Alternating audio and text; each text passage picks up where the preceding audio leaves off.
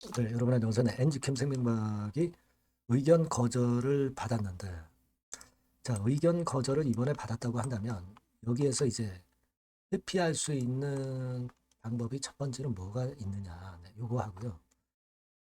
그리고 이제 두 번째로는 이제 기간을 견디는 방법이 있죠. 네, 요 두 가지 방법, 요건에 대해서 제가 말씀을 좀 드리고자 합니다. 실제로 우리가 지금은 의견 거절을 이미 받았기 때문에 이걸 돌이킬 수 없는 것 같은데, 현행 법상으로 한 가지 돌파구를 만들 수가 있어요. 1번이죠. 그리고 보통 일반적인 방법의 두 번째 방법. 네, 요거 두 가지를 설명을 제가 드릴게요. 좋은 참고가 좀 되셨으면 좋겠다. 그런 생각입니다. 네. 그리고 엔지캠은 좀 아쉽고, 액티브 종목, 액티브 편입할 종목을 여러분들이 영상 후반부에서 한번 참고하시면 좋은 기회를 만들 수도 있을 것 같아요. 그래서 그거는 참고로 한번 꼭 여러분들 보시기 바랍니다. 아시겠죠? 자, 그럼 엔지캠 생명과학부터 먼저 말씀을 드리는데요. 여하튼 제가 답답하신 부분이 있지만 끝까지 제가 여러분께 정보와 사인을 드릴 거니까요. 여러분들도 많이 성원을 해주세요. 구독, 좋아요, 알림 설정 대단히 감사하고 성원 부탁드리고요. 그리고 이제 이 의견 거절 재료가 나왔기 때문에 좀 절차가 있는데 그 절차들이 제때 나오는지 수행하는지 다른 변동이 있는지 이런 부분들을 계속 체크해 가는 게 좋습니다. 근데 이 영상은 좀 느리니까 여러분들이 탈방에 들어오시면 실시간으로 바로 제가 정보를 드릴 수가 있어요. 렌즈캠 생명과학 입장 이렇게 문자를 주시면 제가 탈방에 초대해 드려서 실시간으로 여러분과 함께 할 겁니다. 꼭 문자를 주는 게 상당히 도움을 받으실 수 있다는 거 다시 한번 강조드립니다. 자, 지금은 뭐 여러분 다 아시다시피 이제 생명과학이 상패 사유가 이제 발생한 거죠. 근데 우리가 일단 이걸 생각하셔야 돼요. 이번에 상패돼서 퇴출되는 건 아니에요. 다만 우리가 그 상패의 사유가 뭔지 이걸 정확히 이해를 해야 돼요. 이걸 해소해야 결국 상패 위기에서 벗어날 수 있거든요. 그죠? 근데 감사 범위 제한으로 인해서 의견 거절이란 말이에요.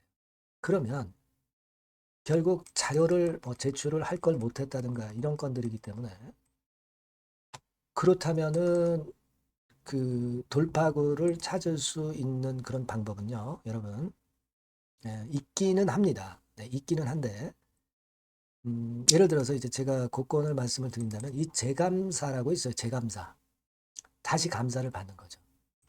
요거를 제가 설명을 드리면, 옛날에는 무조건 재감사 받았었어요. 그죠? 네, 왜냐하면 뭐 유예기간 이런 것들이 없었으니까. 근데 지금은 자발적으로 재감사 신청할 수 있다 이거예요. 예를 들면 뭐 과거에 투비소프트라든가 몇 개 기업이 좀 있어요. 이 신청한 것이. 그렇기 때문에 이런 방법으로 돌파구를 좀 찾을 수 있는데 물론 비용도 좀 있고 뭐 수억 원 단위 든다 하더라도 살아날 수만 있다면 재감사해서 할 수는 있는 거죠. 근데 성공률이 좀 높지는 않기 때문에 과연 할 수 있을런지 이 부분을 좀 봐야 되고요. 그렇게 좀 생각이 들고요. 일단은 지금은 이렇게 보시면 될 것 같아요. 뭐냐면 우리가 이 개통도를 순서도를 잘 보셔야 돼요. 이제 이의 신청을 15일 날 이제 하실 거 아니에요. 그죠? 할 거 아닙니까? 과거에는 3심제였지만 이젠 규정이 강화돼서 2심제란 말이에요. 그러니까 이번에 이의 신청을 해서 기업심사위원회의 심사를 받고 중요한 건 이제 개선 기간을 부여받아야 돼요. 부여받지 못하면은 상폐가 되는 건데 지금 현재 상황으로 봐서는 엔지캠이 다른 건에서 크게 문제가 되는 건이 있다. 이렇게 보기는 좀 힘들어요. 뭐 일단 감사범위 제한 그 건에 걸린 거지. 다른 부분에서는 지금 현재 마이너스 요소가 있다라고 볼 수도 없습니다. 뭐 자본 잠식이 발생한 것도 아니고, 그죠? 법인세 비용 차감 전 계속사업 손실률이 자본 총계 대비해서 뭐 50% 이상 되는 것도 아니고, 그렇지 않습니까? 지금은 감사 범위 제한에 따른 건이에요. 그죠? 그리고 이제 최근 5사업년도 영업손실. 네, 이런 거는 일단 해당이 될 수도 있지만 일단 의견 거절이기 때문에 거기에 대해서는 세세하게 얘기가 나오진 않은 겁니다. 그죠? 그러니까 지금으로서는 자료를 바로 제출을 하고, 그리고 영업 손실을 좀 줄일 수 있고 이익으로 가기 위한 어떤 돌파구를 마련할 수도 있어요. 근데 이건 좀 쉽진 않은데, 일단 여하튼 지금은 재감사를 한번 받을 수 있는 그런 건의 돌파구는 있다 이거죠. 만약에 이게 안 된다고 한다면, 그러면은 이제 여러분, 이번에 이의 신청을 좀 하고요. 여기서 이의 신청을 해서 기심이 그 판결을 받아서 개선 기간을 부여받아야 돼요. 근데 일단 개선 기간은 부여받을 수 있는 정도의 지금 현재 상황이라고 저는 봅니다. 자, 그러면 개선 기간 1년 정도 받으면 1년 후에 코스닥 시장위원회 최종 그 심사를 받고 여기서 안 되면 퇴출이죠. 하지만 합격이 되면은 다시 살아나는 거란 말이에요. 그죠? 근데 아까 재감사라고 말씀드린 부분은 재감사를 하면은 이 과정이 단축되는 거예요. 그죠? 그런 건입니다. 그러니까 이런 식으로 전개가 된다. 일단 그렇게 생각을 하시면 될 것 같다. 네, 그 말씀을 지금 드리고 싶은 거예요. 사실 지금 시총이나 또는 가격 1,000원 정도 근처인데 시총에는 뭐 기준에 그 상패 기준에 해당이 안 되고 가격 정도는 일단 1,000원대 미만이기 때문에 그런 부분들이 좀 마이너스 요소지만 이미 뭐 의견 거절을 받았기 때문에 지금은 그게 문제가 될 수는 없어요. 그죠? 그리고 액면가 500원짜리이기 때문에 5,000원으로 변경을 해버리면 한 5,000원 정도 수준의 주가이기 때문에 자, 동전주 개념으로 상패되는 건도 해당이 안 됩니다. 그죠? 시총도 840억 되기 때문에 해당이 안 되고요. 그렇게 생각하시면 될 것 같아요. 그래서 여하튼 지금은 그런 부분들을 좀 봐야 될 것 같고요. 어쨌거나 지금 엔지캠 생명과학과 관련해서 이제 그런 내용의 공시나 재료가 나올 거예요. 나오면 제가 여러분들께 바로 실시간 정보를 드리는 게 중요합니다. 그러니까 엔지캠 생명과학이라고 꼭 문자 주시고요. 무료 텔레그램 방에 꼭 들어오세요. 엔지캠 생명과학 입장이라고 문자 주시면 제가 텔방에 초대해서 끝까지 여러분과 함께 갈 거란 말이에요. 실시간 정보 드리고요. 그게 중요하다고 저는 보고 있어요. 문자 꼭 주시고요. 그리고 제가 액티브 종목을 말씀을 드린다고 그랬죠. 네, 이거는 한번 좋은 수익 내보시기 바랍니다. 네, 여러분 이제는 말이죠. 액티브 ETF가 새로 출범하는 거를 여러분들이 잘 알고 이 액티브 종목을 집중 공략을 하셔야 됩니다. 그래서 제가 액티브 종목을 말씀을 드릴 거예요.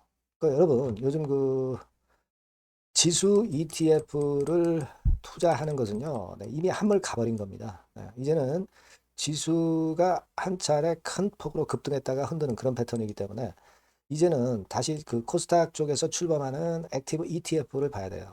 근데 여러분들이 뭐 ETF를 하라는 말씀이 아니라 그 액티브 ETF에 편입이 될 종목을 해야 된다는 거예요. 예. 그냥 뭐 개인들 사는 종목들이 되는 건 절대 아니고요. 실제로 이 액티브에 편입이 되는 종목들, 네, 이런 종목들만이 차별적으로 또 큰 시세를 낼 거예요. 물론 여러분 코스닥 쪽 액티브 쪽 ETF가 새로 출범하는 겁니다, 여러분. 그걸 여러분들이 주목을 하실 필요가 있다. 그래서 여기에 대한 말씀을 제가 드리려고 해요. 그래서 삼성하고 타임폴리오 쪽에서 먼저 이제 시작을 하는데 시작을 할 따름이고 이걸로 그냥 끝이 아니라 계속 연이어질 수 있다는 부분들을 여러분들이 생각하셔야 됩니다. 그러니까 결국 이제 이 기관에서 만드는 이 기관에서 만지는 종목들만 될 수밖에 없는 그런 패턴이 될 가능성이 높다는 거죠. 아마 기사들을 통해서 어느 정도 여러분들이 감 잡고 계실 겁니다. 그거거든요. 그래서 우리가 이 액티브 종목을 해야 된다. 이걸 우리가 공략을 해야 된다. 이 말씀을 좀 드리고 싶은 거예요. 네. 다시 말씀드리지만 지수 ETF 쪽 관련주들은 사실 한물 갔습니다. 이제는 진짜 그 종목들 중에서 액티브 자산운용 쪽들이 간택하는 종목들만 간다 이거예요. 그래서 여러분도 잘 아시겠지만 이제 삼성 액티브하고 타임폴리오부터 이제 시작이 되는데 이게 그냥 한 달 뭐 이렇게 해서 끝나는 게 아니라 계속 뭐 몇 달간 계속 이어질 거다라는 얘기죠. 이 부분을 주목하셔야 돼요. 삼성에서는 예를 들면 코스닥 핵심 성장주에 집중 투자를 합니다. 어리버리한 종목들은 투자를 안 한단 말이에요. 그러니까 이런 쪽만 올라갈 거예요. 그리고 타임폴리오 같은 경우는 신성장 종목 이쪽을 주로 공략을 하는 거예요. 그겁니다, 여러분. 그래서 여기 그 제가 설명을 드렸지만은 국내 증시 역사상 최초입니다. 코스닥 비교지수 액티브 ETF가 등장하는 겁니다.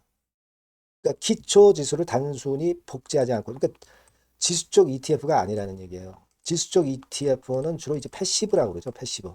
펀드 매니저가 종목과 비중을 직접 결정을 하는 거니까 우리는 여기서 이 종목을 잡자 이거예요. 아시겠습니까? 시총 상위주에 대한 쏠림 현상이 됐던 거는 이거는 지수 ETF예요. 그죠? 그러니까 종목별 차별화 장세 대응에 용이하다는 겁니다. 이걸 우리가 명확히 파악하고 대응을 하셔야 된다는 얘기예요. 그래서 여러분 여기 나와 있지만 액티브 ETF하고 패시브 ETF하고 비교를 하는 거 나와 있습니다만 패시브 ETF는 지수에 투자를 하는 거고 액티브 ETF는 종목에 투자를 하는 거다. 모든 종목 투자하는 게 아니라 엑기스 종목만 한다 이거예요. 그러니까 시장 지수 대비해서 초과 수익 날 가능성이 상당히 높고 운용력이 종목과 비중을 직접 선택하는 거다 이런 얘기죠. 예. 그리고 투자 전략은 수동적이 아니죠. 지수 추종하지 않기 때문에 능동적이고 시장 상황에 맞춰서 발빠른 대응이 가능하다. 그죠? 네, 이게 특징이에요. 그러니까 지금은 우리가 이 액티브 ETF에서 공략할 종목을 여러분들이 이제 선택해서 저하고 같이 하자는 얘기입니다. 그죠? 그거예요, 논점은. 거기에 바로 포인트가 있다. 이렇게 말씀을 좀 드리고 싶은 거고요.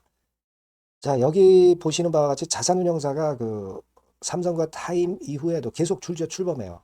하나자산운용, 미래에셋, KB, 신한, 한국투자신탁운용 이런 식으로 출범합니다. 그러니까 선도 주자인 삼성이나 타임 같은 경우가 분명히 이제 상당히 고무적인 좋은 결과를 만들어낼 거란 말이에요. 그렇게 되면서 이쪽으로 또 자금이 몰리는 겁니다, 여러분. 지수 ETF 쪽이 아니에요. 액티브 ETF 쪽으로 몰린다 이거예요. 자, 그렇기 때문에 이 건과 관련된 액티브 관련주를 제가 말씀을 드릴 거예요. 그게 뭐 한 종목으로 끝나는 게 아니라 지속적으로 말씀을 드릴 겁니다, 여러분. 그러니까 여러분들이 이 전번으로 액티브라고 꼭 문자를 주시면 아시겠죠? 뭐라고요? 액티브. 그죠? 능동적인 그런 뜻이죠. 액티브라고 문자를 주시면 제가 그 종목과 매수 타임과 매도 타임과 중간중간 AS까지 드릴 거예요. 액티브라고 꼭 문자 주셔서 이번에 한번 좋은 기회 한번 발견해 보시자고요. 네, 아시겠죠? 네, 감사합니다.